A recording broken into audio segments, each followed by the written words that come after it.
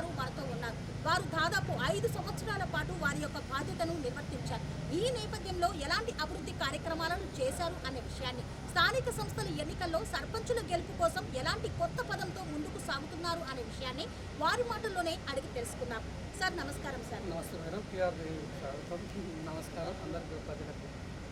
Sir, Aleru మండల తాజా మాజీ ఎంపీపీగా దాదాపు 5 సంవత్సరాల పాటు ఇక్కడి ప్రజలకు ఎంతో చేరువగా ఉన్నారు. ఎంపీపీగా మీరు చేసినటువంటి అభివృద్ధి పనులు ఏమున్నాయి సార్? మేడం, ముందుగా అందరూ నమస్కారం, ప్రజలకు కూడా నమస్కారం. మేము 2019 ఎలక్షన్లో ఎంపీటీసీ గెలిచి ఎంపీపీగా అయిన కారణం కూడా మా ఊరు డెవలప్మెంట్ కానీ మా మండల డెవలప్మెంట్ కానీ అప్పుడు కూడా మేము ప్రతిపక్షంలోనే ఉన్నాం. అట్లా అయినా కూడా మాకు వచ్చినటువంటి స్టేట్ ఫండ్ రాకపోయినా సెంట్రల్ ఫండ్ ఎంతో కొంత వచ్చినా కూడా అప్పుడు ఉన్నటువంటి ప్రభుత్వం మాకు రూపాయి ఇవ్వకపోయినా కూడా మేము దాదాపుగా సీసీ రోడ్లు అన్నీ కూడా గ్రామాలకు ఒక ఎంపీటీసీలు మా ఎంపీటీసీల తరఫున గ్రామాలకు కూడా మేము సీసీ రోడ్లు వేయడం జరిగింది. మా పులనపాక గ్రామానికి కూడా సీసీ రోడ్లు వేయడం జరిగింది. తగినంత అండర్ డ్రైనేజ్ కూడా వేయడం జరిగింది. కొన్ని సంఘాలు కట్టించడం జరిగింది. అలాంటి ఎన్నో చేసుకుంటూ పోయినా ఇప్పుడు మాకు అప్పట్లో కూడా ప్రతిపక్ష స్టేట్ గవర్నమెంట్ ఉండి కూడా మాకు రూపాయి ఇవ్వకపోయినా మా సెంట్రల్ ఫండ్ తోటి 100% మాకు వచ్చినటువంటి ఫండ్ను వినియోగించి జరగాల్సిన అభివృద్ధి చేసి ఇంకా కూడా చేస్తాం. ఇప్పుడు మేము అధికారంలోకి వచ్చాం. అప్పుడు ప్రతిపక్షంలో ఉన్నారు, ఇప్పుడు ప్రభుత్వంలో ఉన్నారు.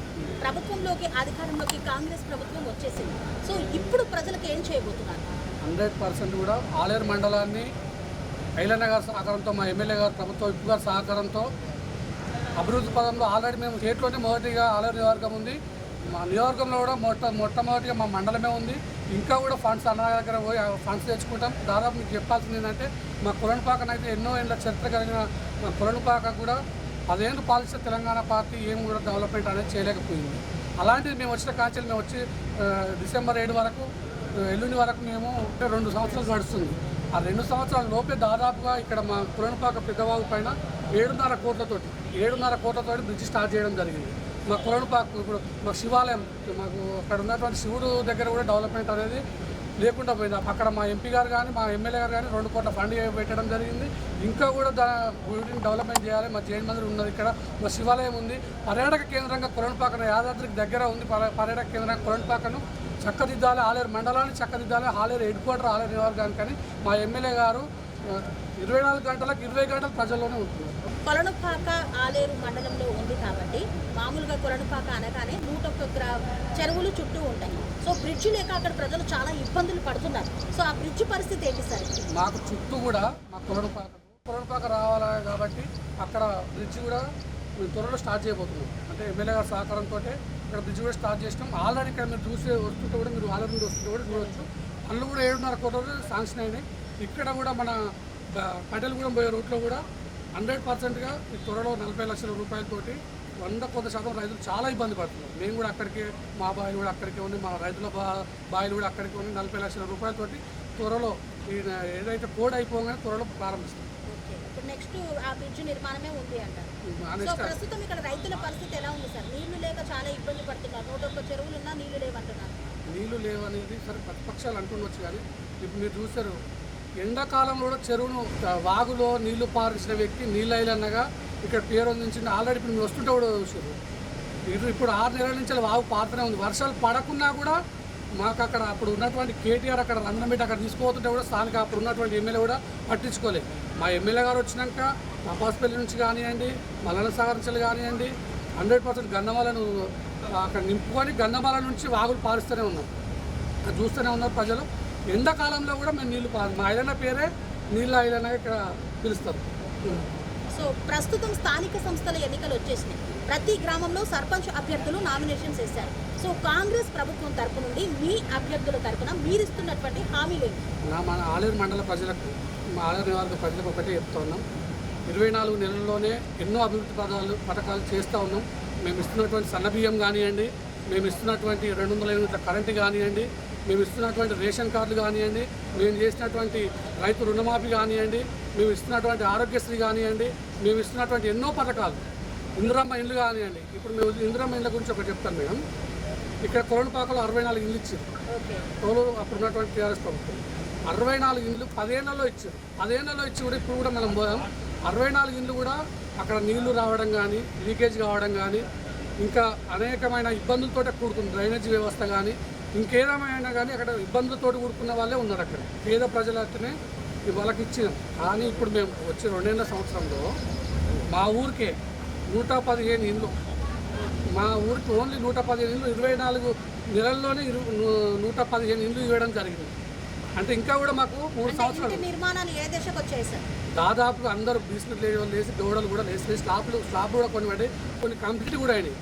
ఈ 115 ఇస్తామని కాదు, ఇంకా మేము ఇంకా సెకండ్ విడత ఉంది, థర్డ్ విడత ఉంది, దాదాపు ఇంకొక 200 ఇండ్లు పేద ప్రజలకు ఇచ్చి ఇక్కడ మేము మాకు సహకరించిన ప్రజలందరికీ కూడా వాళ్ళు బీదోళ్ళే కాదు, ఇప్పుడు ఎటువంటి ఉన్నోళ్ళు ఉన్నారో వాళ్ళ స్థాయికి వీళ్ళ పేదోళ్ళని తీసుకోవాలి.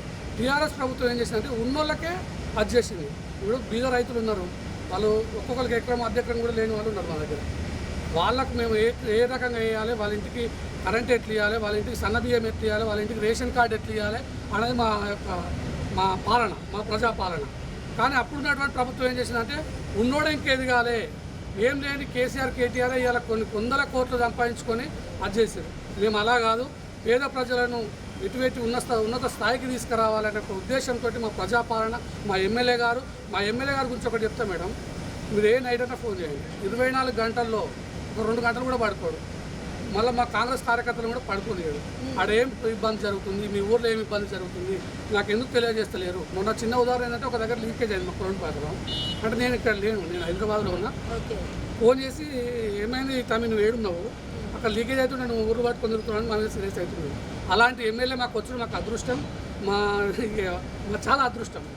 సమస్యలు చెప్పుకుందామంటేనే దొరకని ఎమ్మెల్యేలు ఉన్నటువంటి ఈ సిచ్యువేషన్స్లో మిమ్మల్ని సమస్య ఉంది వెళ్ళండి అంటూ పంపిస్తున్నారు అని అంటే ఈ ఆలేరు నియోజకవర్గంలో బిర్లా ఐలయ్య ఏ విధంగా పనిచేస్తున్నారనే దానికి నిదర్శనంగా నిలుస్తుంది. సో మరి బిర్లా ఐలయ్య తరఫున సర్పంచ్ అభ్యర్థులుగా నిలబెట్టిన వారు గెలుస్తారంటారు? 100% మేడం. ఆల్రెడీ మేము బైరనగరం కూడా మామూలుగా బీఆర్ఎస్ పార్టీ కూడా హవా చూపుతోంది, బీఆర్ఎస్ పార్టీ అభ్యర్థులే గెలుస్తారని అంటున్నారు. మాకైతే బీఆర్ఎస్ ఎక్కడ ఉందనేది అయితే మాకు తెలుస్తలేదు మేడం. అసలు ఎక్కడ ఉందనేది కూడా మాకు అయితే అర్థమవుతలేదు. మాకు 16 గ్రామాలు ఉన్నాయి, మాకు మున్సిపాలిటీ ఒకటి ఉంది, ఎక్కడ కూడా మాకు తెలుస్తలేదు. ఇప్పుడు మీరు చూస్తే బైరనగరం కొత్త గ్రామ పంచాయతీ ఏర్పడింది, దాదాపు 500 చిల్లర ఓట్లు ఉంటాయి అక్కడ. వాళ్ళు కూడా కాంగ్రెస్ పార్టీ అభ్యర్థులు ఉండాలి. కాంగ్రెస్ ప్రభుత్వం వచ్చిన ఇన్ని రోజుల్లో ఇన్ని చేసిందంటే ఇంకా రాబోయే రోజుల్లో ఎన్ని చేస్తుంది, ఇంకేం చేస్తారు, పేద ప్రజలు ఎన్నిసార్లు ఆదుకుంటారో ఏకగ్రహం కూడా చేశారు. వాళ్ళందరూ కూడా ఫస్ట్ మేము చేతులెత్తి నమస్కరిస్తున్నా.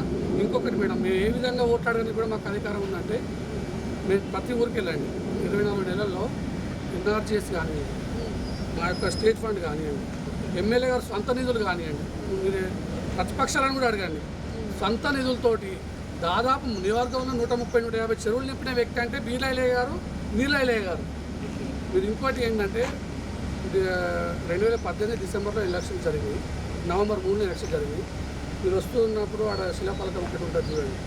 రేపు ఎలక్షన్ కోడ్ పడుతుంది అనగా ఈరోజు శంకుస్థాపన చేశారు అప్పుడున్నటువంటి బీఆర్ఎస్ ప్రభుత్వం. ఒక రోజు ముందు అదే నెల ఏనే వాళ్ళు కూడా ఇవాళ వచ్చి అది చేశారు. మేమేమంటామంటే మాకు శిలాఫలకాలు వద్దు, మాకు ఏ వద్దు, మీరు ఎక్కడైనా మా ఎమ్మెల్యే గారిని చూడండి, శిలాఫలకాలు మాకు అవి కావాలి, మేము ఇట్లు ఉండాలి వాళ్ళు అట్లు ఉండాలని కాదు, ఆయన 100% ప్రజలకు అందుబాటులో ఉండాలని 7.5 కోట్లతోటి అక్కడ బ్రిడ్జ్ శాంక్షన్ చేసింది. మా కులంపాక విషయమే చెప్తుంది.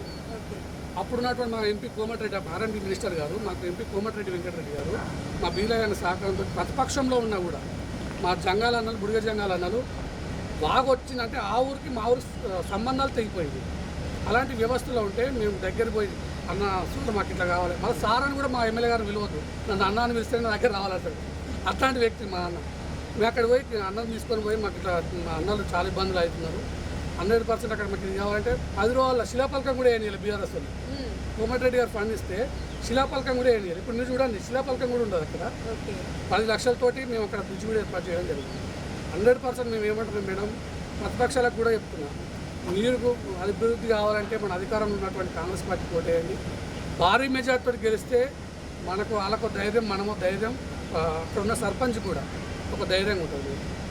మళ్ళీ ఇంకోటి ఏంటంటే అప్పుడున్నటువంటి సర్పంచ్లు బీఆర్ఎస్ ప్రభుత్వం సర్పంచ్లే ఉన్నారు. మీరు కూడా ఒకసారి ఆలోచించండి. ఇప్పటికీ మన ప్రభుత్వం వచ్చేదాకా కూడా మీకు బిల్లులు రిలీజ్ చేయాలి అంటే అప్పుడు ఉన్నటువంటి సర్పంచ్లను ఆ ప్రభుత్వం ఏ విధంగా చూసింది, ఏ విధంగా అది చేసింది. మీరు ఒక్కొక్క సర్పంచ్ అయితే ఉరేసుకొని కూడా చనిపోయిన వాళ్ళు ఉన్నారు, ఉరి వేసుకొని చనిపోయిన వాళ్ళు ఉన్నారు. కానీ మా ప్రభుత్వం అట్లా కాదు, స్టేట్ ఫండ్ సెంట్రల్ నుంచి అనేది ఇక్కడ మేము చేస్తాం. 100% గ్రామాల అభివృద్ధి చెందాలని చేస్తాము.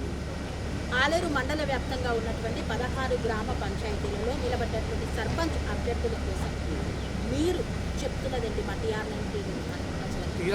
టీవీ ద్వారా ప్రజలకు తెలియజేసేది ఒకటే, ప్రజలకు కానీ అన్ని పార్టీల కార్యకర్తలకైనా అధికారులకైనా అది అందరికీ కూడా తెలియజేసేది ఒకటే, కాంగ్రెస్ పార్టీ ప్రభుత్వం, రేవంత్ రెడ్డి గారి ప్రభుత్వం, ప్రజాపాలన ప్రభుత్వం చేసేటువంటి అభివృద్ధిని చూడండి. అభివృద్ధిని చూసి మనకు రాబోయే రోజుల్లో ఇప్పటి కూడా రేషన్ కార్డు ఇంకా ఇస్తూనే ఉన్నాం, ఇంకెంతమంది ఉన్నా ఇస్తాం, ఇందిరమ్మ ఇల్లు ఇస్తూనే ఉన్నాం, ఇంకెంతమంది ఉన్నా ఇస్తూనే ఉంటాం, ఇంకా కూడా పథకాలన్నీ కూడా అమలు చేస్తూనే ఉంటాం. అప్పుడు ఉన్నటువంటి ప్రభుత్వం అప్పులు చేసినా కూడా అప్పుడు కుప్పగా పెట్టిపోతే కూడా మేము మా ప్రభుత్వం వచ్చినాక, మా ఐలన్న గారు వచ్చినాక వీటిని చక్కదిద్దుకుంటూ అక్కడ ఉన్నటువంటి వ్యవస్థను కాపాడుకుంటూ మేము ఊర్లను అభివృద్ధి చేస్తున్నాం. మేము కూడా మా ఆలేరు మండల ప్రజలకు తెలియజేసేది ఒకటే, మీరు కూడా అభివృద్ధిని కోరుకోండి, మా కాంగ్రెస్ పార్టీ అభ్యర్థిని గెలిపించండి. దయచేసి ప్రతిపక్షాలకు కూడా అటువంటి ప్రతిపక్షాలు ఏం చేసినట్టు మేము ఉండాలేదో లైన్లను అయితే ఉండాలే, కానీ మేము నిలబెట్టిన వ్యక్తిని అప్పుల పాలు చేసి అప్పుల కుప్పగా చేసి వాళ్ళ కుటుంబాన్ని ఇబ్బంది పెట్టే ప్రయత్నం చేయకండి. ఎందుకంటే అధికారంలో ఉన్నాం, కాంగ్రెస్ పార్టీ అభ్యర్థి గెలుస్తున్నాడు. ఏ విధంగానైనా మేము మా ఎమ్మెల్యే గారి సహకారంతో, మా ప్రభుత్వ విప్పు బీరైలన్న గారి సహకారంతో ప్రజల సంక్షేమమే మాకు ముఖ్యం, గ్రామాల అభివృద్ధి మాకు ముఖ్యమని తెలియజేస్తూ ఉన్నాం. మా అభ్యర్థులను, కాంగ్రెస్ పార్టీ అభ్యర్థులను అన్ని ఆలేరు మండల ప్రజలు ఆశీర్వదించాలని టీఆర్ఎస్ ద్వారా కోరుకుంటున్నాం. ఒక యువ నాయకుడిగా యూత్కి మీరు ఇచ్చే సందేశం ఏంటి? యూత్ కూడా చదువుతున్న వాళ్ళు నిరుద్యోగులుగా ఉన్నారు, చాలామంది విద్యకు ఫీజు రియంబర్మెంట్ రాక కూడా నానా అవస్థలు పడుతున్నటువంటి వాళ్ళు ఉన్నారు, వారికి మీరు ఇచ్చే సందేశం? మేము ఒక్కటే చెప్తా ఉన్నాం మేడం, ఫీజు రియంబర్మెంట్ విషయం అనేది కూడా రేవంత్ రెడ్డి గారి దృష్టిలో ఉన్నది. అదొక్కటి పక్కా పెట్టినా కూడా మీరు చూస్తున్నారు, మేము వచ్చి 24 నెలల్లోనే 6 నెలల లోపు ఒక 50,000 ఉద్యోగాలు, 55,000 ఉద్యోగాలు తర్వాత కూడా ఇచ్చాం. మేము ఒప్పుకున్న కాడికి 2 లక్షల ఉద్యోగాలు ఇస్తాం. యూత్ కూడా ఆలోచించాలి. 23 ఏళ్ళకే మేడం నేను ఇక్కడ ఎంపీపీ చేసిన నా ఊరు ప్రజలు, నేను 23 ఏళ్ళకే ఎంపీపీ ఇక్కడ ఎంపీటీసీ. నేను కాంగ్రెస్ పార్టీ కుటుంబమే, నా కుటుంబం కూడా కాంగ్రెస్ పార్టీ కుటుంబమే. నేను వేరే కాంగ్రెస్ నాకు అసలు తెలియదు, నాకు అట్లాంటివి రావు. నన్ను 23 ఏళ్ళకే నా ఊరు ప్రజలు నన్ను ఆశీర్వదించారు ఎంపీపీగా. ప్రతిపక్షంలో ఉండి కూడా అధికార పక్షంతో కొట్లాడి నాతోటి అయింది, నాకు చేతనైంది, నేను ఎన్నో విధాలుగా అభివృద్ధి చేయాలని, ఇంకా ఊరికి కూడా అభివృద్ధి కావాలి.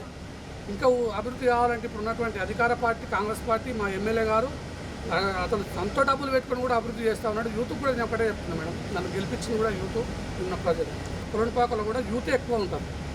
వాళ్ళకు కూడా నేను తెలియజేసేది ఏంటంటే, మీరు ఒకసారి ఆలోచించండి, ఉద్యోగాలు ఇస్తాం, ఇంకా కూడా ఇస్తాం, బల్ల కుదుకుని. ఎందుకంటే మా ఇంకా ఒక గుండె బలం ఉంది, అదే రేవంత్ రెడ్డి గారు, మా బీరైలే గారు. నాకు ఆ గుండె బలాన్ని చెప్పుకొని చెప్తా ఉన్నాము, అభివృద్ధి చేస్తాం, 100% మా అభ్యర్థిని గెలిపించండి. నేను అదొకటి తెలియజేస్తాను.